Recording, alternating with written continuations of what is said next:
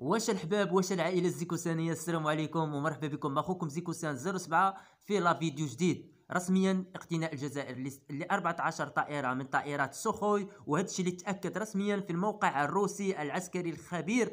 غنخليكم مع خبير عسكري اللي غيشرح لكم هذا الشيء كامل، وغتشوفوا هذا الشيء كامل الخوت في هذا الفيديو هذا. رابط هذا الفيديو غتلقاوه في صندوق الوصف، واللي بغى يدعمنا بلايك وتعليق زوين باش نرجعوا لكم دائما بفيديوهات زوينين. غدوه ان شاء الله غندير فيديو وندير ردة فعل. هذا غير فيديو باش انكم تستمتعوا دائما في قناه ديالكم، قناه المحبه، قناه زيكوسان 07 اللي كتقدم لكم دائما شي حاجه اللي زوينه، ودائما مع خاوته للجزائريين للمغاربه، وديما ما كاين غير الحب. تفرجوا وفرجه ممتعه الخوت، لايك وتعليق زوين. بقاو معنا. يا أحرار نوفمبر العظيم وأحرار كل العالم، السلام عليكم ورحمة الله وبركاته. تأكد اليوم شراء الجيش الوطني الشعبي الجزائري ل 14 طائرة من نوع سوخوي 57، وسنتحدث أيضا عن صواريخ اسكندر. المعلومة أو الخبر أتى به موقع سبوتنيك التابع للدولة الفيدرالية الروسية. طبعا دائما هام جدا لو ذكر المصادر، لأن سبوتنيك هو موقع رسمي تابع للدولة الروسية باللغة الفرنسية. أنا أخذت باللغة الفرنسية، جاءني المقال، إذا تحبوا ننزلوا الرابط المقال حتى تعودون إليه، لأنه طرحت الكثير من التساؤلات. ثم من يقول إشاعة، ثم من يقول الطائرة ليست جاهزة أصلا، ثم يقول الهند وسحبت تمويله. كل واحد يحكي حكاية، لكن الخبر الآن ثابت، وسبوتنيك أعطت المصدر الخبر. طبعا بوصول 14 طائرة سوخوي 57 تصبح الجزائر حسب أيضا خبراء دوليين ثالث دولة في البحر الأبيض المتوسط تتمكن من هذه النوعية من الطائرات، يسموها فيرتيف يعني المستقبلية. هذه الطائرات لأنه فقط إيطاليا والكيان الصهيوني يمتلك F-35 طائرات F-35 هذه فيرتيف، واليوم الجيش الوطني الشعبي الجزائري يمتلك طائرات سوخوي 57. الصفقة حسب سبوتنيك تقدر بمليارين من الدولارات، مليارين من الدولارات لشراء 14 طائرة سوخوي 57 فيرتيف. أرجو لمن لديه يعني إمكانيات عسكرية أن يترجم لنا ما معنى فيرتيف. أنا أعتقد مستقبلي، يعني الجيل المستقبلي، هذه مثل طائرات الشبح التي لا تكتشفها الرادارات وغيرها. أيضا سبوتنيك طبعا اعتمد على موقع روسي اسمه avia.pro avia.pro. أكد هذا الخبر، وهي أول مرة تصبح الجزائر حسب هذا المصدر أول بلد في العالم مباشرة بعد روسيا يمتلك سوخوي 57. نعطي جملة بالفرنسية يقول: Le ministère algérien de la Défense, dans le cadre des négociations avec l'armée russe, est parvenu à un accord sur l'achat des derniers avions russes Sukhoi 57 d'une valeur de près de 2 milliards de dollars. حسب موقع افيا برو الروسي الذي نقل عنه سبوتنيك. طبعا سبوتنيك هو ملك الدولة، لأنه رسميا لم تصدر بيانات لا من روسيا ولا من الجزائر تؤكد أو تنفي هذه الصفقة. لماذا؟ طبعا لسرية. دائما راهو صفقات السلاح والسلاح المتطور لا تعلن إلى العلن، ثم دائما جانب سري يتم التعامل معه. إذا روسيا زودت الجزائر بسوخوي 57 فقط. 3 دول في البحر المتوسط تمتلك مثل هذه النوع من الطائرات، وكرر إسرائيل، الكيان الصهيوني، وإيطاليا والجزائر، وهو ما يهدد الأمن الأطلسي، بخاصة فرنسا التي لم تمتلك مثل هذه الطائرات، وإسبانيا. فرنسا عندها الرافال أقل ميزة من سوخوي 57، وإسبانيا عندها F-16 أقل ميزة من سوخوي 57. قبل ما نجول للصواريخ اسكندر نذكر عملنا حلقة حول لماذا روسيا تعطي هذه الأسلحة المتطورة جدا من أول بلد في العالم بعد الجيش الروسي تعطيه للجزائر. لماذا؟ عطينا العديد من الأسباب وذكر فيها مرة أخرى.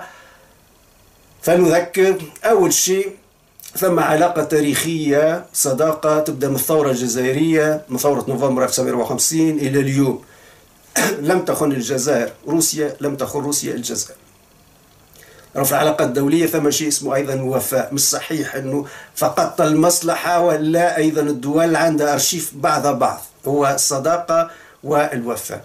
الجزائر لم تخن السلاح الروسي، لم تبيعه إلى أعداء روسيا وأعداء الاتحاد السوفيتي مثل ما فعل السادات مثلا، باع السام والميغ، أعطاهم الأمريكا والإسرائيل حتى يبحثوا فيه، بينما كانت تأتيه من الاتحاد السوفيتي. أيضا الجزائر تدفع ثمن هذه الأسلحة. تعرفوا الاتحاد السوفيتي كان يعطي في سلاح وتقريبا ما حصلش حتى على نص من ثمنها، سواء لمصر اللي حاربت بهم 56 67 73، سوريا، حتى العراق جزء منه، حتى الجزائر. لكن في الآخر الجزائر لما جاء بوتين تم جدول الديون وتم تسوية الوضعية مع الجزائر. إذن الجزائر تدفع ثمن للسلاح الروسي، ولم تسرق بين قوسين روسيا في مالها. إذن ثم هذا الجانب. طبعا جانب آخر هام جدا، وهو أن روسيا تريد أن تحاصر الحلف الأطلسي من شمال أفريقيا. تريد أن تضايق الحلف الأطلسي في شمال أفريقيا، لأن الحلف الأطلسي يتدخل على حدودها. أوروبا الشرقية تم إدماجها في الحلف الأطلسي، مسألة القرم إلى آخره. فروسيا تريد أن تفك الحصار حول نفسها بوضع قاعدة متقدمة وبدعم الجيش الوطني الشعب الجزائري، حتى يزعج هذا الحلف الأطلسي، وبخاصة يعني من إسبانيا وإيطاليا وفرنسا. إذا ثم استراتيجية روسية في ذلك. هذه أهم العوامل اللي تدفع بالروس أن يعطوا طيران السخوي 57 لأول بلد في العالم بعد الجيش الوطني الشعبي الجزائري. إذا المعلومة كما قلنا موجود مصدرها لمن يريد أن يحصل عليها.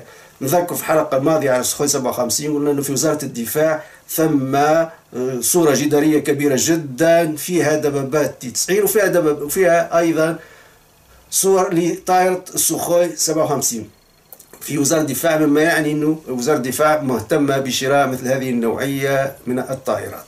الآن أيضا لا ننسى أنه ثم صفقة ضخمة من طائرات سخوي 4 وسخوي 35، 14 قاذفة قنابل بعيدة المدى من سخوي 34 و14 طائرة سخوي 35. إذن أهمية، طبعا أنا أترجم لكم اللغة الفرنسية عفوا.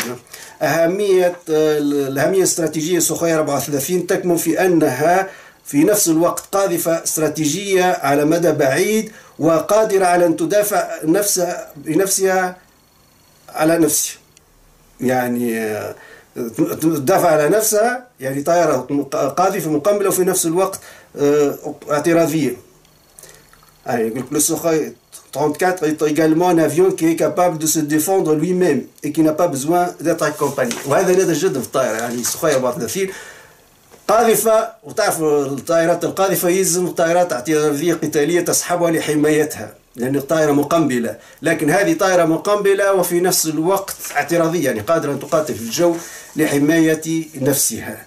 طيب بالنسبة لصواريخ اسكندر، أيضا صواريخ اسكندر هذه أكثر تطورا. طبعا نحن ما زلنا أيامات سكود التي قصف بها العراق أيام صدام حسين، كل من إسرائيل كان الصهيوني والسعودية.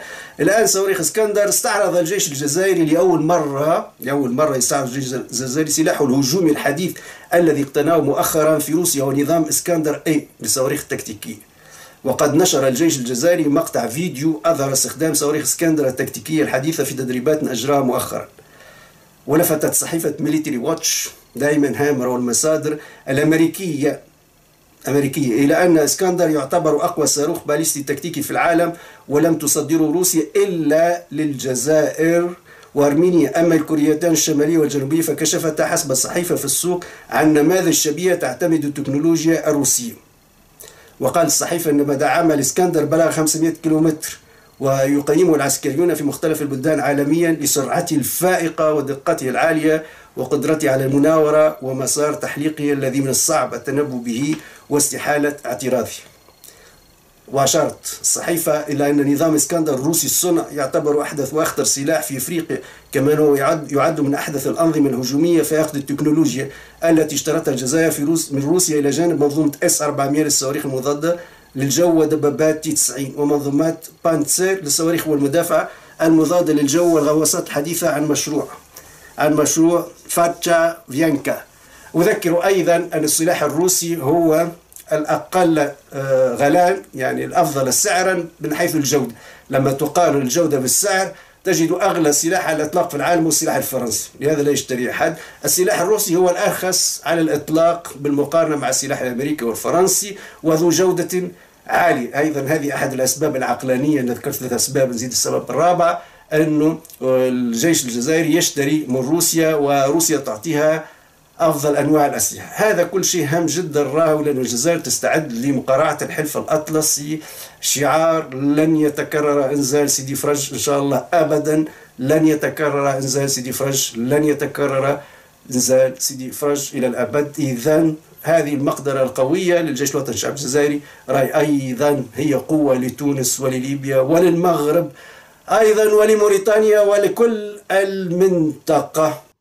كما شفتوا الخوت، كان هذا هو لا فيديو. كنتمنى هذا لا فيديو ينال الاعجاب ديالكم. اذا نال الاعجاب ديالك ما عليك الا تبارطاجي لا فيديو وتدخل صندوق الوصف كما قلت لك، تشترك في هذيك القناه ديال الخبير العسكري، وايضا لايك الخوت، لان لايك هي اللي كتطلع الفيديو. معول عليكم انكم توصلوا هذا لا فيديو اكبر عدد من المشاهدات او اكبر عدد من اللايكات.